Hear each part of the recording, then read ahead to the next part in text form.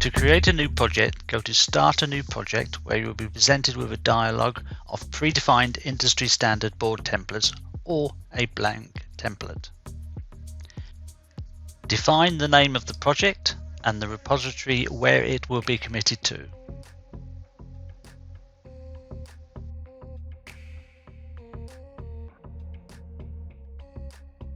Once created, the project appears in the Projects panel from where schematic sheets can be added to the project.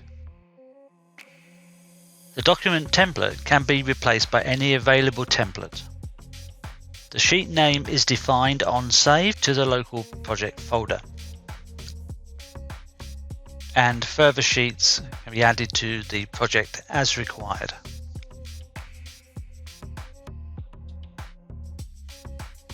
When seen back in the Projects panel, the first column indicates the status of the locally saved files, and the second column indicates the commit state to the repository.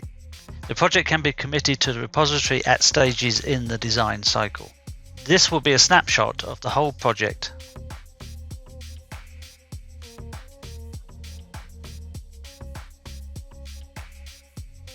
Adding a PCB is the same process as adding a schematic sheet, and once again we will save that locally.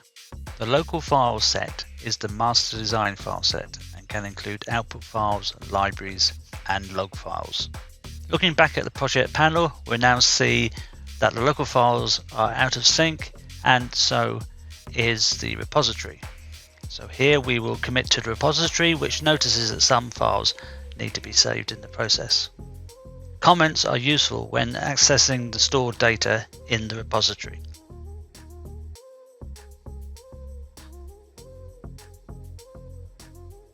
Design settings such as units are defined for the documents. This also includes drawing settings such as snap options.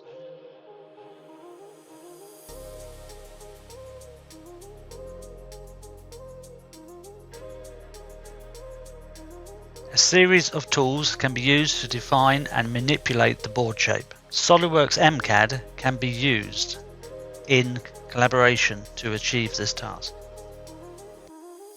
The board shape can also be manipulated and created using the primitives, which are basically segments of the board edge.